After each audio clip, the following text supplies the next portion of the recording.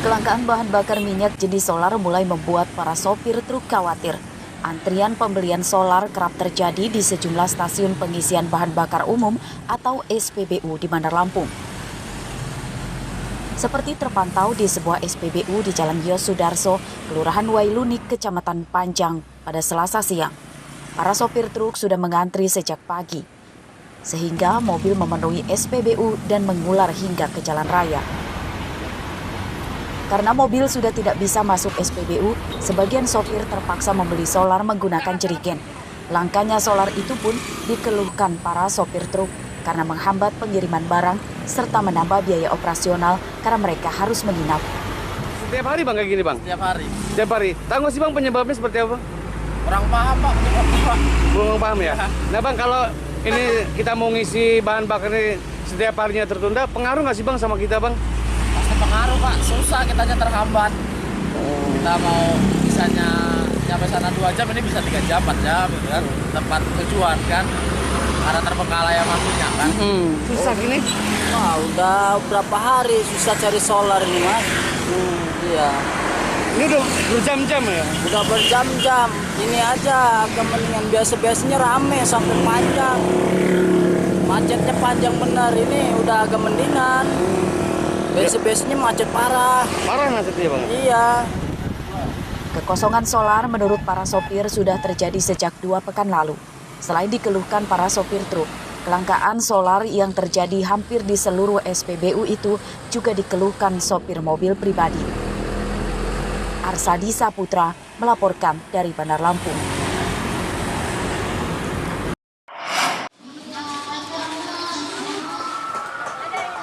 Setengah bulan menjelang datangnya bulan puasa, harga sejumlah bahan pokok mulai naik, seperti terpantau di Pasar Tugu dan Pasar Waihalim, Bandar Lampung, Selasa pagi. Menurut pedagang, hampir seluruh barang kebutuhan pokok naik, namun stoknya melimpah. Harga telur dari Rp21.000 per kilogram, kini menjadi Rp23.000 per kilogram. Bawang merah dari Rp26.000 menjadi Rp30.000 per kilogram. Harga tepung terigu eceran naik Rp1.000 per kilogram, dari Rp17.000 menjadi Rp18.000. Banyak nggak sih yang naik Bude barang-barang komoditas? Banyak, terutama minyak, telur, merangkak, gula, semua naik. Kalau Kayak sirup-sirup udah mulai naik. terigu Terigu naik, Naik ya? naik. Sagu, semua tepung-tepungan naik. naik semua ya. Kalau telur itu emang udah naik ya? Naik, sekarang jadi 23. Jadi 3 kemarin Kemarin 21. 21. Untuk minyak tetap harganya tinggi ya? Tinggi banget Belum minyak, turun. susah barangnya belum. Kenaikan harga menyebabkan penurunan penjualan. Pedagang mengaku banyak pembeli yang mengurangi pembelian bahan kebutuhan pokok. Hampir 100% semua naik. Hampir 100% Iya. yang naik. Terus yang kayak sagu, minyak itu susah barangnya. Susah ya? Iya, masih susah. Semua pada naik. Untuk telur Kalau untuk telur hari ini khusus telur turun 1.000. berapa? Biasanya kan tadinya 24, sekarang udah 23. Turun ya? Turun naik ya? Turun 1.000. Biasanya kalau normal kan harganya 20 gitu kan, 22. Harga beras seluruh jenis masih stabil, kisaran Rp8.000 per kilogram untuk kualitas biasa dan Rp12.000 untuk kualitas bagus. Untuk minyak goreng bersubsidi di pasar langka, jika pun ada, harganya mencapai Rp18.000 per liter. Jeffrey Arifin melaporkan dari Bandar Lampung.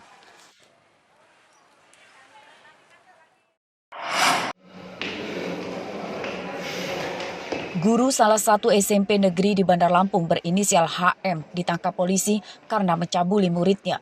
Tersangka ditangkap di sekolah tempatnya mengajar di Kedaton, Bandar Lampung tanpa melawan. Menurut polisi, peristiwa bermula saat korban diminta tersangka datang ke sekolah untuk mengerjakan tugas. Saat itu sekolah sedang sepi karena masih menerapkan pembelajaran daring. Di sekolah itulah korban dicabuli.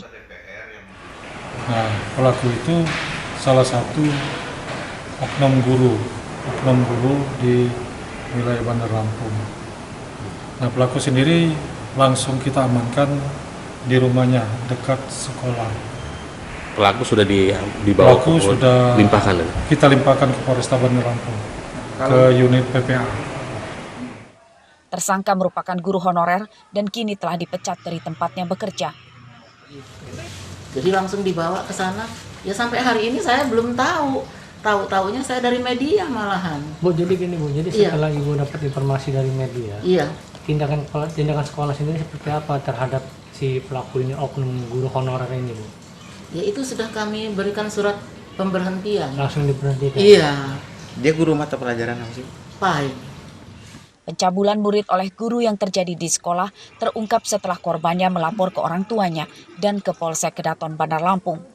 Polisi menjerat tersangka dengan Undang-Undang Perlindungan Anak, ancaman hukumannya 15 tahun penjara. Jeffrey Arifin dan Arsadi Saputra melaporkan dari Bandar Lampung.